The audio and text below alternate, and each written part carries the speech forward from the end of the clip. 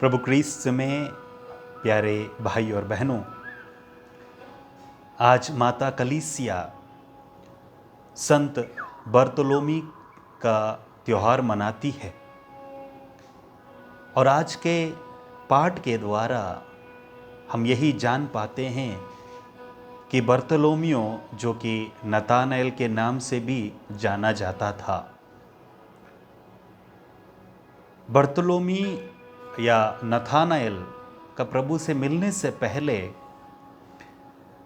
हम सुसमाचार में देखते हैं कि नाज़रेत के बारे में उसकी सोच भिन्न थी, एक नकारात्मक सोच थी। और वो कहता है कि क्या नाज़रेत से भी कोई अच्छी चीज़ आ सकती है, और वो जाता है। भले ही उसके अंदर वो नकारात्मक सोच थी नाज़रेत के प्रति, जब उसे कहा जाता है कि नाज़रेत से यीशु हैं तो वो जाता है और यीशु से मुलाकात करने के बाद उसकी सोच बदल जाती है। वो सोच इसीलिए बदल पाता है कि वो सत्य को अपनाने के लिए तैयार था।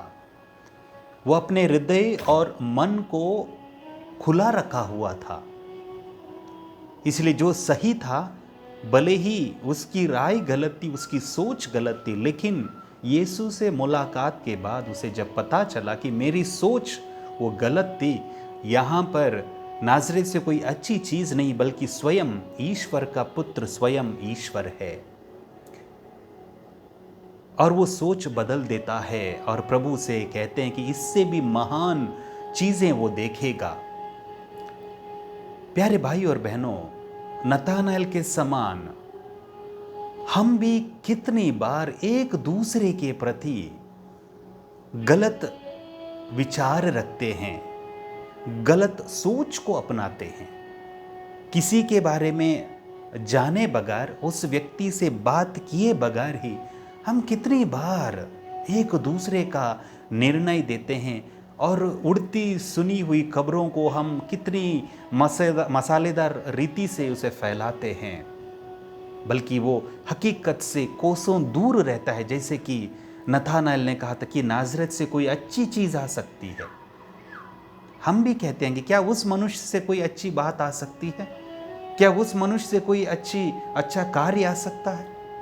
कई बार इस प्रकार की बातों के द्वारा ना सिर्फ हम अपने आप को नीचा गिराते हैं, बल्कि अपनी सोच के द्वारा हम दूसरों को भी दुखी कर देते हैं।